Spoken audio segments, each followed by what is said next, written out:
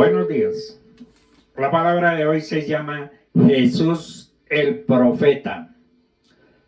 Los profetas eran los embajadores de Dios. Sus palabras tenían que ser recibidas como si Dios mismo las hubiera dicho.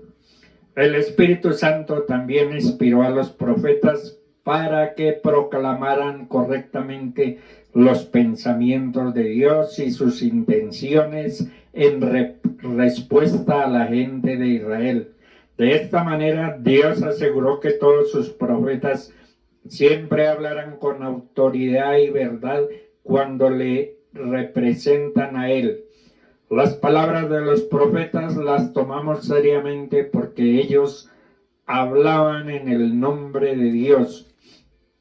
Si no tomamos sus palabras en serio, estamos incircuncisos de corazón y de oído, como dice la Biblia. Los profetas realizaban su trabajo principalmente proclamando la palabra de Dios a su pueblo. Mientras callé, se envejecieron mis huesos en mi gemir todo el día. El enemigo hace ver llamativo el pecado. Mientras David escondió su pecado, se envejecieron sus huesos. En 1 Juan 1:9 dice: si confesamos nuestros pecados, Dios es fiel y justo para perdonar nuestros pecados y limpiarnos de todo mal.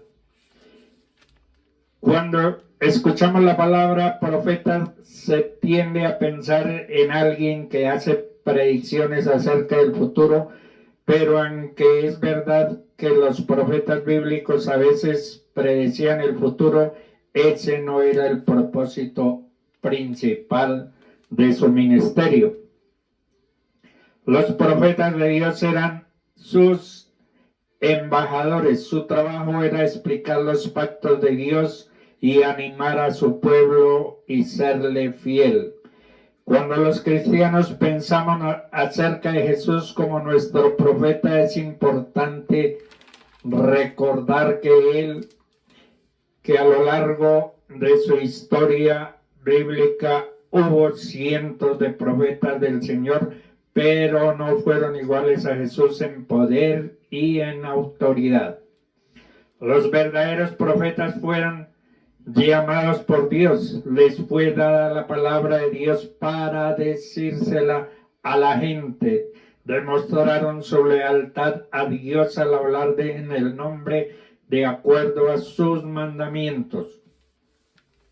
Los profetas tenían que ser llamados por Dios, se les tenía que ser dada la palabra de Dios para que la predicaran, tenían que ser leales a Dios. Que el Espíritu Santo los inspiraba a los profetas a decir lo que Dios les ordenaba.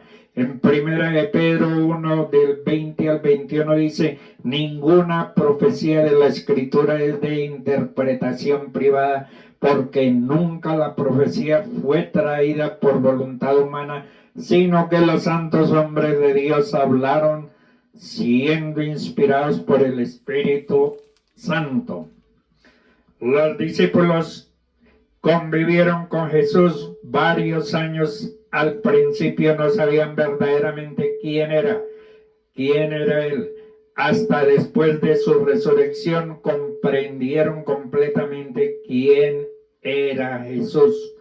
A lo largo de la historia, científicos, teólogos, filósofos e historiadores han tratado de encontrar los rastros de Jesús.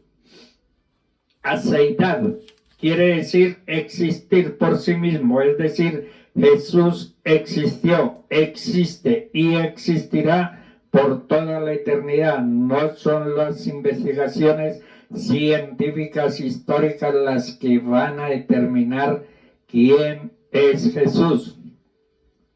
Stalin, Mao Zedong, Cicerón, Lenin, Charles Darwin, Demóstenes, solamente existieron y hasta ahí.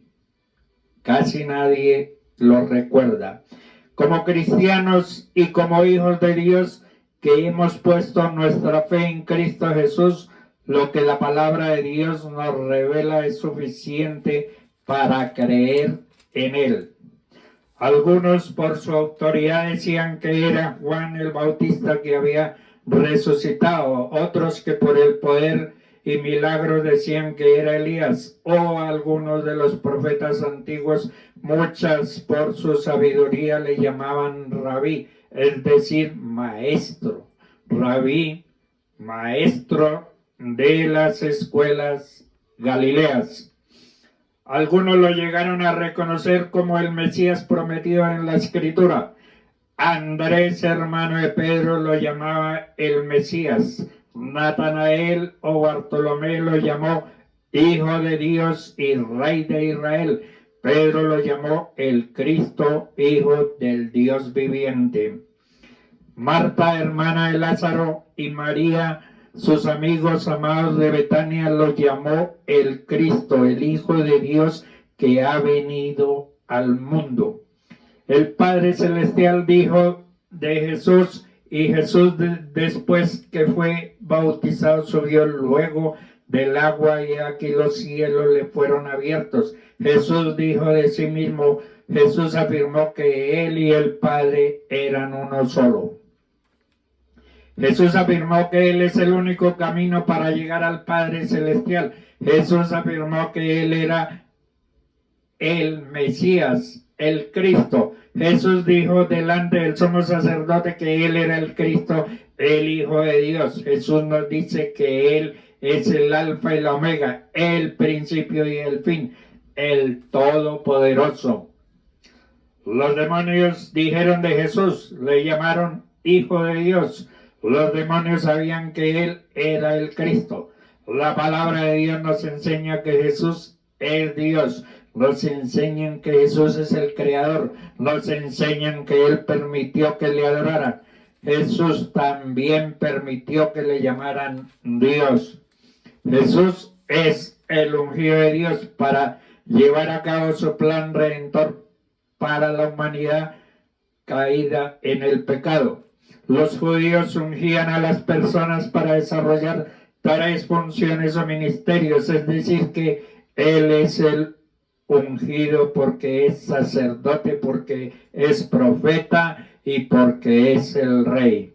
Jesús es sacerdote y ofrenda a la vez. Él se ofrece a sí mismo como sacrificio por nuestros pecados. Jesús, como sacerdote perfecto, ofreció su propia sangre en el lugar santísimo celestial para obtener eterna redención para nosotros los pecadores. La palabra dice que no hay otro mediador entre Dios y los hombres, solamente Jesús es profeta. El profeta era un intermediario entre Dios y el pueblo. Su mensaje era transmitir el mensaje de Dios al pueblo. Jesús se llamó a sí mismo profeta. Las personas lo reconocían a él como profeta. Los profetas transmitían un mensaje de parte de Dios. Jesús es profeta porque él mismo es la palabra de Dios. Jesús traía un mensaje de salvación de parte de Dios para el hombre. Jesús también trajo un mensaje profético de denuncia para los religiosos de su época. No solo enseñó lo que agrada a Dios, sino que también denunció lo que es desagradable a Dios.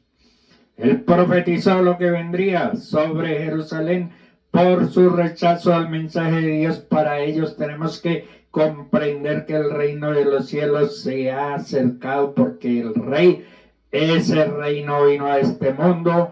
Él tenía derecho al reino de Israel por ser descendiente directo del rey David. Pero él no vino a instruir un reino terrenal, por eso dijo que su reino no era de este mundo. Él murió en la cruz con el título de rey, aunque los judíos lo rechazaron, pero tiene un título eterno. En Mateo 11:27 dice, nadie conoce al Hijo sino el Padre, y aquellos a quienes el Hijo se lo quiera dar como nadie puede venir a mí sino a través del Padre que me envió.